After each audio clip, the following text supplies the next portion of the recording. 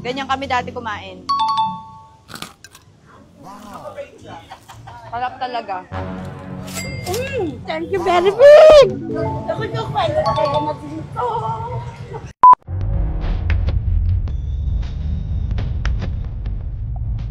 Hi netizens! So, andito tayo ngayon sa Taytay, sa church namin. Dahil dito sa church namin, meron talagang masarap na manukan. So, dati, nung di pa nare-renovate to, butas to, tapos may creek, tapos doon yung paborito naming manukan. So, dito pa lang, amoy na namin. Tuwing nag-aano kami dito, nag-church, naaamoy namin. Tapos sabi na, sarap talaga ng manok. Pero hindi rin, nagtataka rin ako kay Mami Pinty. Sa sobrang kagustuhan namin, talagang once in a blue moon lang kami, bilan ng ganitong manok. Pero ito ang pinakamasarap na manok para sa akin. Kaya ngayon, pupuntahan natin kung ganun pa rin ang kanilang manukan. Sama po. Hindi na naman siya nag-work. Uy, gago!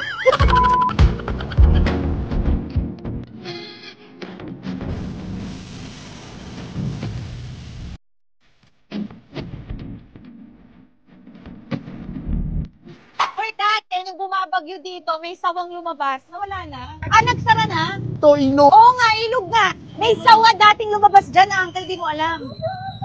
Ah, ito na siya. Sino yung manukan? Kayo po? Si Nick na. Uy, lumaki na sila. So ngayon, order kami. Ate, patikim nga nung manok. Kayo po yung dati pang nagtitinda dito? Oo. Ilang taon na kayo dito? Bata pa lang ako, dito na kayo. Pitos pa lang. Ayun, ano? 1989? Ah, kaedad ko! Nanay, ganito pa rin yung manok na since dati. Hindi niya binago. Tatay mo bumibili dito. Tatay ko? Bakit nung bata kami, never kami binibili? Basta ito, pagka ito, bumili kami ng manok, sobrang saya namin ng ate. Wow! Magkano ba manok nyo? Ngayon, nung araw, 4 lang ang ano. Tinan mo, 4 lang, hindi pa ako binibili ng mamit daddy. Then, hindi 4 dati. Dati parang mga 12 pesos. Uy, tas bibili kami niyan, sobrang init ito. Okay, nasaan na yung sauce nyo po? Ito yung napakasarap na suka. Kayo rin po gumagawa ng suka? Tapos ang gagawin namin ng ate, tig-dalawa kami, doon kami sa side, kakain. Gusto mo nalagyan? Sa kapilya. Hindi. Ganyan kami dati kumain. Sarap talaga. Ate, doon nakakuha ko ng ano. Lang. Ganito gagawin namin, ilalagay namin dyan yung suka. Pero dati, nanay, ang ginagawa nyo nun, kung ano yung luto, yun lang binibigay nyo sa amin, kaya ang init. Ah, kailangan maranasan yung Mikey ko. Hindi mo na pinababad. Sige na, magluto ka lang na magluto na eh. Huwag mo kami intindihin. Magluto ka na, dadating ang mga bisita.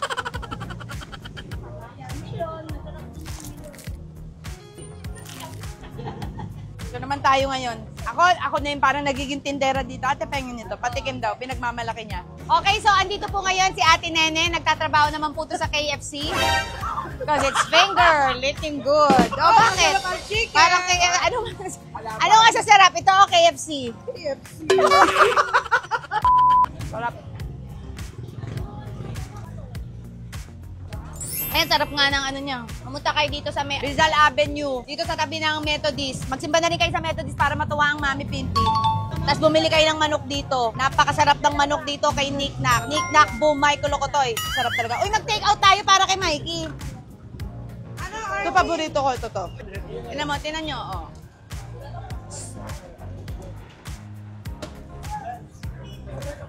Ngayon lang ako nakapag 1 to sawang manok dito mula nung nakapagtrabaho ako. Alam nyo kung bakit? Hindi talaga kami nililibre ng mami dito. Ilan ang nabebenta nyo, Nay?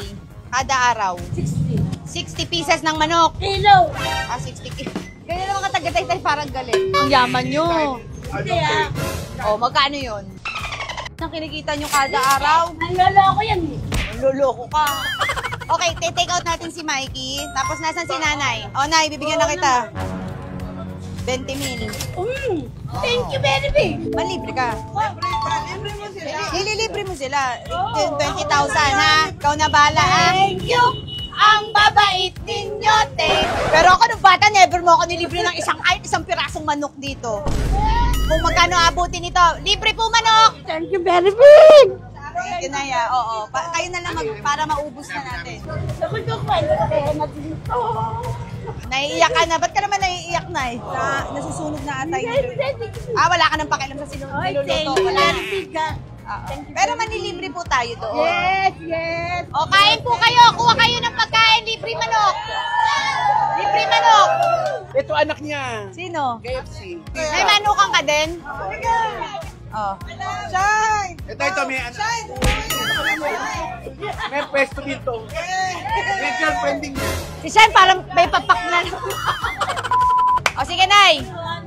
Oh, sarap. Sige, magsabong kayo. Maraming salamat sa'yo. Walang problema ho. Okay, dadalhin ko rin dito si Mikey. Hindi ko pa nadadala si Mikey dito talaga. Pero ang ate rin, pag naaalala yung manok, the best manok talaga dito. Childhood namin, ito ang manok. Thank you po. Kuha kayong manok, libre yan. Sige. Nay! Video tayo. Papicture pa.